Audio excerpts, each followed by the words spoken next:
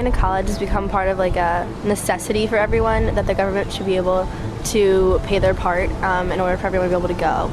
The idea of taxpayers sort of forgiving the debt is a good one in principle, but in practice I'm not really sure how they carry that out. Student loan debt has reached an all-time high, placing a great strain on many young graduates. This has led some to propose debt forgiveness as a way to help the needy. Would debt forgiveness achieve this goal? I'd say no, for two reasons. First of all, it would only be a temporary solution to help currently indebted students. It wouldn't change what got those students into debt in the first place, it wouldn't prevent future students from taking on even more debt, and it wouldn't reduce the pressures causing tuitions to rise.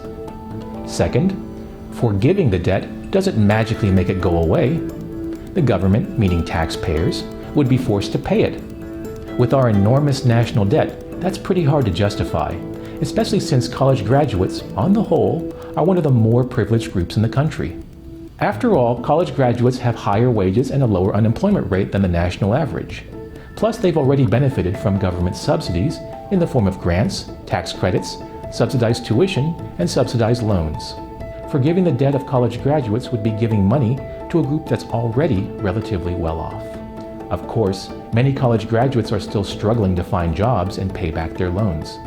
But instead of debt forgiveness, there's another reform that would give relief to those carrying large amounts of student debt. Under current law, all student loans, public and private, are non-dischargeable. This means that unlike all other types of loans, borrowers cannot get rid of their student debt through bankruptcy. The government will get it back by taking your tax refund, denying federal benefits, and garnishing your paycheck. This makes lenders less careful about who receives student loans. There are no credit checks, no underwriting, and no collateral, as there would be for virtually any other loan approval process. Students are offered loans even if they use the funds for a degree with little market value. Why be choosy if the loan is guaranteed?